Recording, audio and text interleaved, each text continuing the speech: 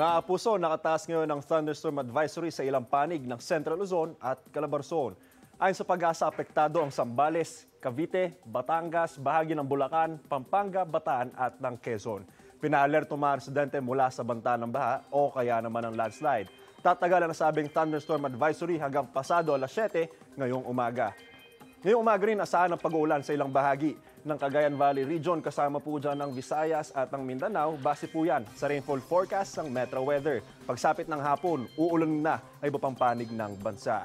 Asahan din muli ang ulan sa halos buong bansa ngayong weekend, lalo sa bandang hapon. Posible ang heavy to intense rain sa maraming lugar sa Luzon bukas, habang sa Mindanao naman pagdating ng linggo. Sa mga may trabaho pa rin o kaya ay may gimmick dito sa Metro Manila ngayong araw at sa weekend, huwag pa rin kalimutan na magbaon ng payong dahil sa mataas na posibilidad ng pag-uulan. Ako po si Anjo Pertiera at yan ang latest mula sa GMA Integrated News Weather Center. Maaasahan anuman ang panahon. Know the weather before you go para mark safe lagi, mga kapuso. Mga kapuso, know the weather before you go at mag-subscribe na sa GMA Integrated News sa YouTube. Para sa mga kapuso natin sa abroad, bisitahin ang GMA Pinoy TV at www.gmanews.tv.